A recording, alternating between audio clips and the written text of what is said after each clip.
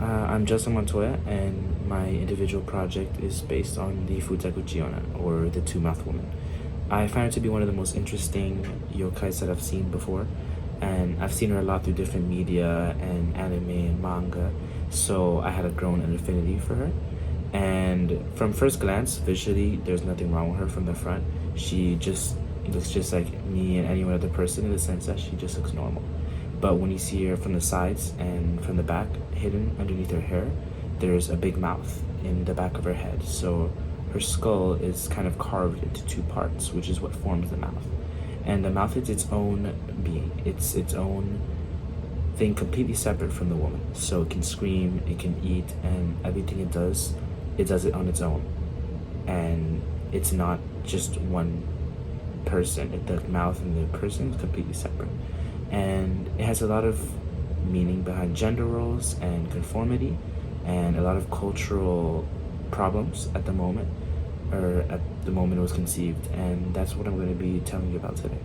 So stories about the Futakuchi-Onna come from the Edo period of Japan, but the idea of women hiding something dangerous and supernatural goes back a lot further than that. For example, like in the Konjaku Monogatari, it has a lot of yokai and ghost stories. So the origin is that women in Japan around the time were expected to stay and be housewives, to cook and to take care of the house, and were not given as much independence or freedom as they deserved or as much as they have today.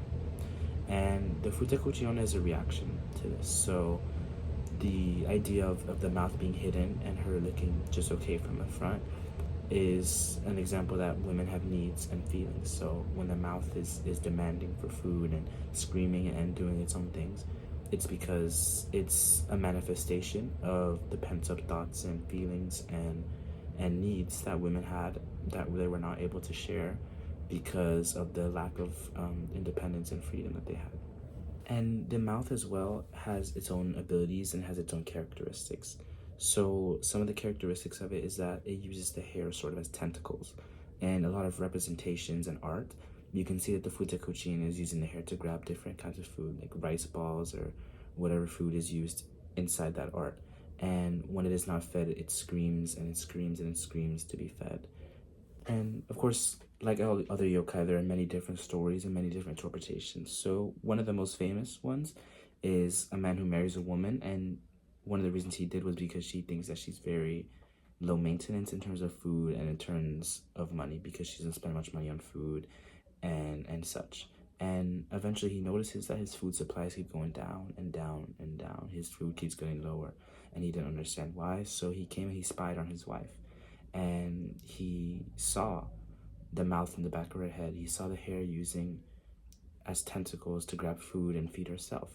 So naturally, he was horrified, and that's how he discovered the Futakuchi-Onna. And the irony of it is that he married her because of her food, her that she barely eats food, and this kind of manifested the thing to happen, the Futakuchi-Onna to appear and to start doing what it does. And another big variation of it is that the mouth develops after the woman starves her stepchild to death. And the mouth kind of appears as punishment. So punishment for the woman who didn't feed her stepdaughter. So now that the mouth is going to be eating everything it can, and it's going to be complaining when it doesn't. And all the kind of interpretations of it, it really just shows how yokai can reflect not only social and spiritual things, but empathy. And it shows how not everything is just about one person, about how they are, and it shows how it can be how they treat other people. And there are many different visual representations for the Futakuchi-Onna.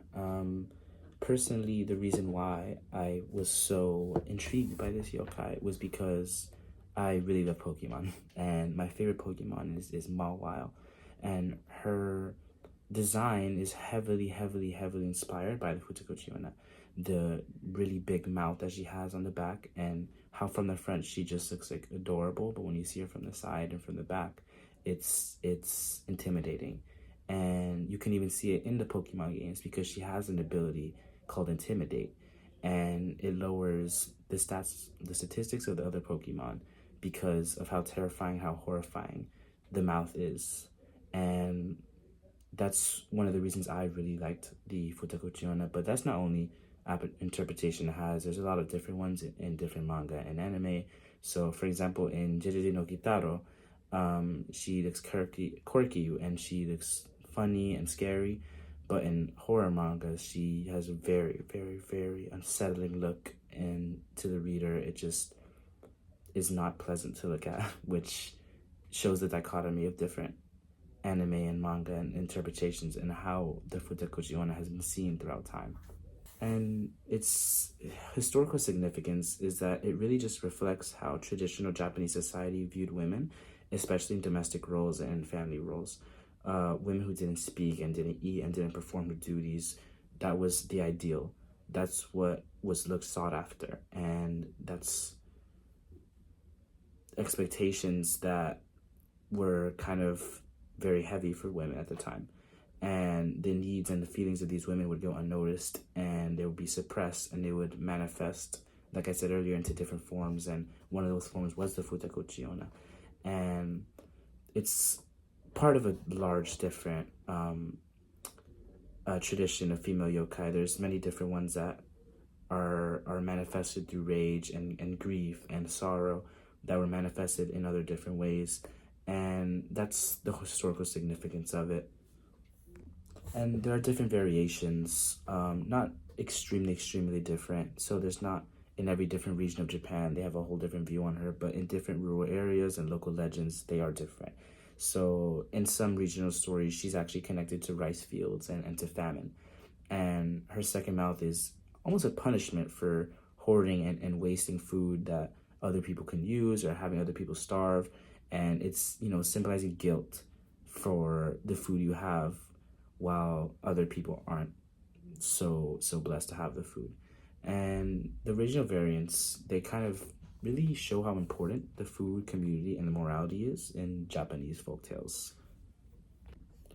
And the Futakuchi-Onna, it remains relevant today still, and it is still a very common problem of people feeling suppressed and feeling unheard and feeling like they aren't able to do things on their own. And she appears in a lot of different, festivals and art and merchandise and cosplay. It's a very widely recognized yokai, and she's part of Japan's spiritual vocabulary, and she's used to explore, the different themes of hunger and sacrifice and gender and guilt.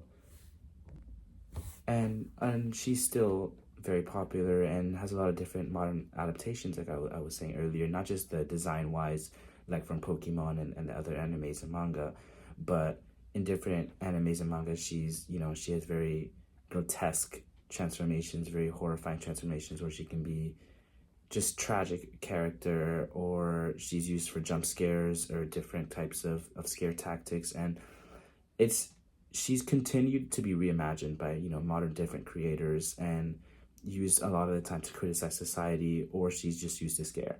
But either way, you can see that the different adaptations from the Futakuchi-Onna. That. And to conclude my project, I really found and saw that the Futakuchi-Onna is a lot more than just a creepy woman with two mouths. She's not just a scare artist. She's not just something that's design wise to scare people. And she's a mirror. She's a cultural mirror of repression and hidden suffering and starving and greed from different regional variants of the story. And she's really what happens when people silence their needs. That's the most consistent trait of the yokai. And through her, we can see that different yokai are tools to express feelings and emotion and fear and moral conflicts. And in a society, we can see that we always value harmony, we value peace, and we value the ability for everyone to do their own things. But still, people struggle with that, and that's why the yokai is a manifestation of our struggles.